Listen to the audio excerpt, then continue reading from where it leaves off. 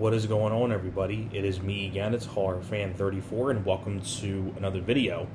And I guess welcome to another random video out of the blue. This is actually going to be a review on a documentary. Now, I just got this Blu-ray a day ago, so I'll be showing this whenever I do the next newer Blu-ray or DVD update, whatever that will be. I'll be including this. But I figured this would be a really good time for me to review this and go in depth about this. Because it's one of the more fascinating documentaries I think I've ever seen. And maybe people have already seen this, but for people who haven't, this piques your interest. I'll explain about this documentary. Excuse me for the burp. But this is called Lost Soul, The Doomed Journey of Richard Stanley's Island of Dr. Moreau. Of course, this Blu-ray is a 3-disc edition. Disc 1 is the documentary and has features like outtakes and a commentary. Disc 2 was the H.G. Wells Lost, I think, German short film, something like that. And of course, and Disc 3 is actually an audio CD-ROM of Richard Stanley actually reading the novel, The Island of Dr. Moreau. Like I said, it's a 3-disc, has the documentary, the bonus disc, and of course the audio CD. So, and for people who don't know what this goes into the really troubled production of the film The Island of Dr. Moreau. Now, for people who don't know about the film The Island of Dr. Moreau, and first off, you don't need to see the film to see this documentary. You can just skip watching the film and go right to this documentary and just hearing about all the crap that happened behind the scenes. It's really crazy. I've seen The Island of Dr. Moreau, the movie, and it's not that good of a movie. Just a very wasted potential of a movie.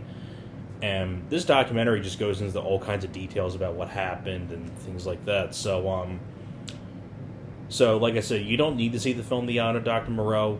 You can just go right to this documentary because it's really fascinating.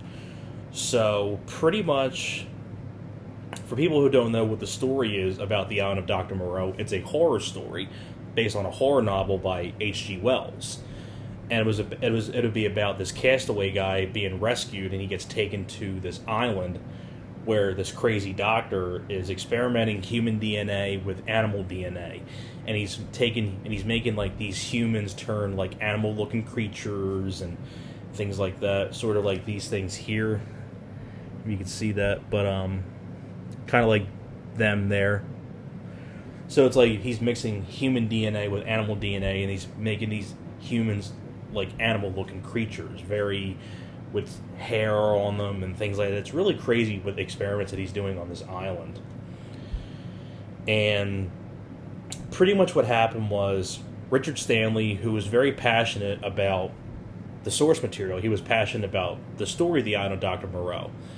He loved the source material, he loved the story, he loved the concept. So they said, okay, well, the studio got Richard Stanley to attach to be directing the film. So the studio said, well, okay, you can direct the film, but do you think you can get some like big stars attached to this project? So one thing led to another, and Richard Stanley got to meet up with Marlon Brando. And Marlon Brando ultimately said, yes, I'll do the film. So, okay, so cool, they got Marlon Brando. Good actor. Which unfortunately ended up being a big mistake looking back on this now. And so the original idea that Richard Stanley had for this movie, when he was attached to direct the film, it was going to be Marlon Brando as the Dr. Moreau character, the crazy doctor on the island. So it was going to be Marlon Brando. This guy up here, Bruce Willis from Die Hard. Yeah, Bruce Willis was going to be the hero. He was going to be the hero.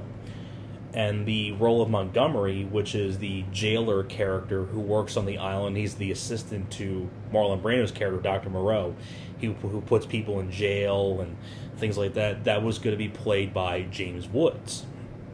So, wow, like, cool. Like, you got Marlon Brando as the villain, and James Woods as the other villain, and you got Bruce Willis as the hero. Cool cast. Really good cast of people. Then that's when the shit hit the fan, pretty much. What happened was Bruce Willis around that time was getting a divorce from Demi Moore. So Bruce Willis didn't want to do the film anymore because he was dealing with his divorce from Demi Moore. So Bruce Willis dropped out. And they were thinking, okay, now who can we get now? We lost out on Bruce Willis. They were like, well, how about Val Kilmer? Because Val Kilmer, the year before this, had the success of Batman Forever.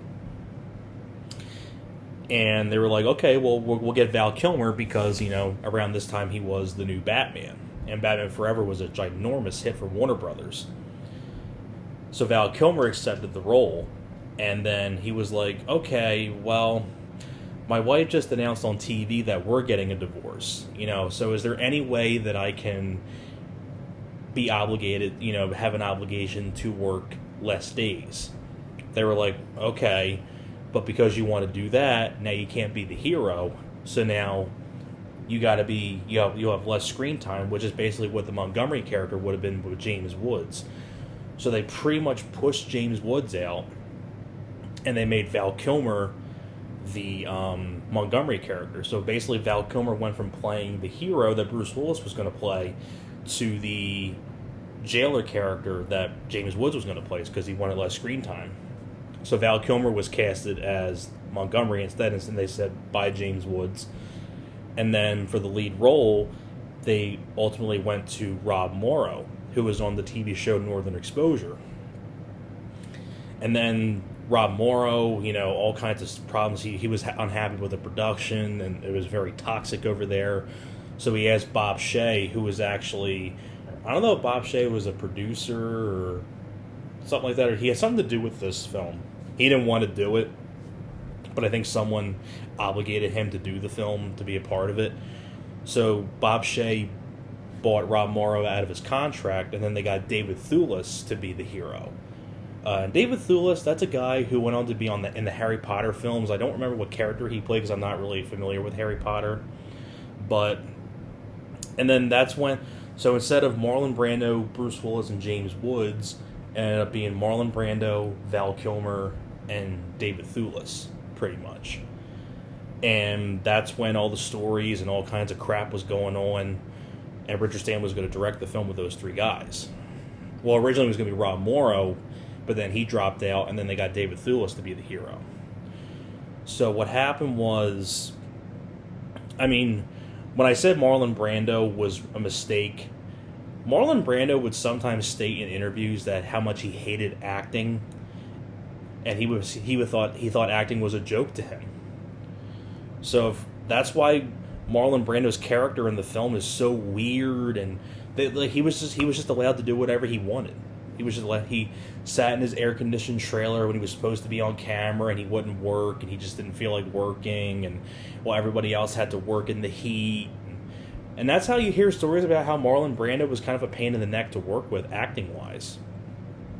But, so that was going on.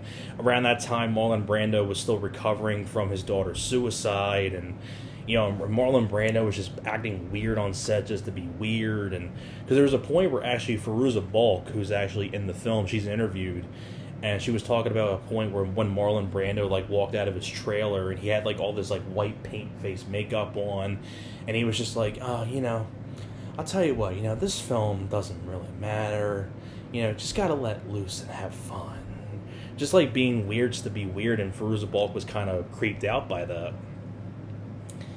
And then getting on to the other thing that really went down with this film was Val Kilmer.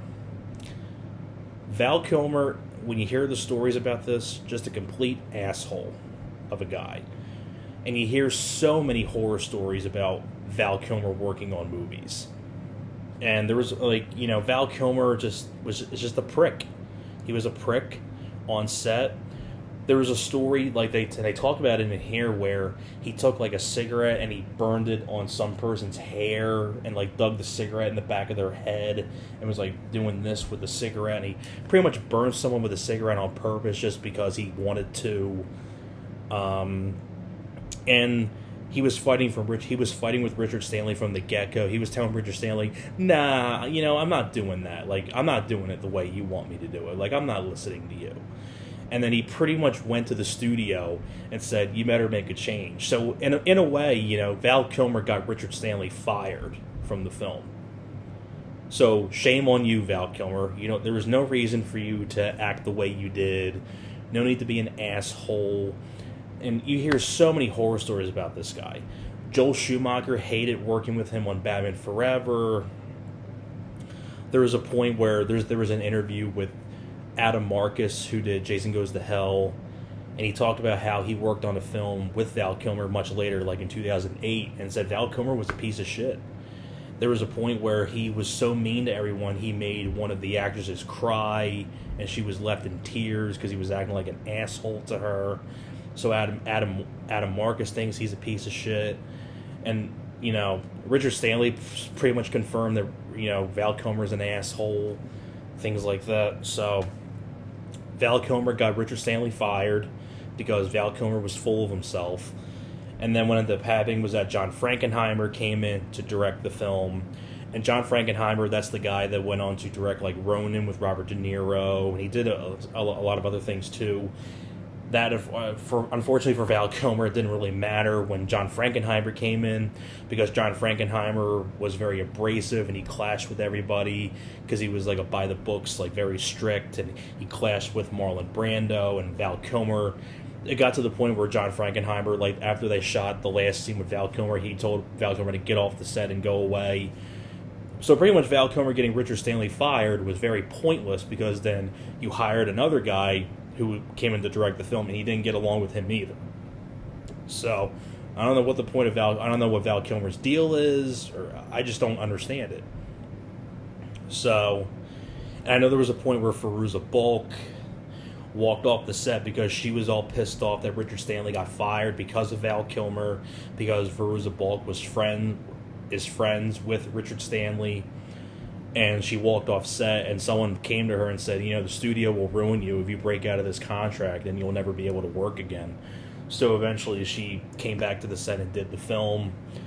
And apparently, too, like other people in the film, too, like you have Ron Perlman in a role, Mark Dacascos.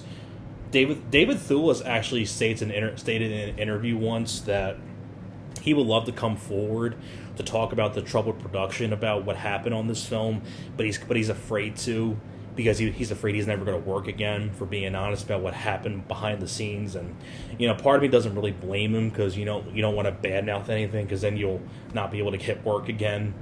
And I know Ron Perlman was approached to be interviewed for this documentary, but he declined because he doesn't know like the whole story about what happened with Richard Stanley in the studio, and he didn't want to kind of the thing with David Thewlis. But yeah, this documentary, like I said, like all those stories about Marlon Brando. I mean, there was a point like Marlon Brando on set, he had an earpiece put in his ear. He's like, well, I'm not going to read any of my dialogue, so just say it through my earpiece, and I'll just say it. So that's how much Marlon Brando just didn't give a shit about acting. Like that's how he didn't want to memorize dialogue. So he had an earpiece put in his ear, and they would like spit out the dialogue he was supposed to say, and he would just repeat what they were saying through the earpiece. And David Thewlis even mentions about like how when Marlon Brando was on set doing that stuff, he would get like police calls, and there was a point where Marlon Brando said there's a robbery at this place and so, because he was just repeating what was in the earpiece. So just a lot of insane stories. But they go into more depth about all the stuff and things like that, but I kind of just want to get the main stuff of what they talk about in this documentary. But if you want to see, this is like one of the most fascinating documentaries I think I've ever seen ever. And like I said, you don't need to see the film Beyond Dr. Moreau, because they show like footage in the documentary, they show clips of the film and things like that. So I would highly recommend that documentary, big time. So that was pretty much it for my review for Lost Soul, The Dune Journey of Richard Stanley's The Island of Dr. Moreau.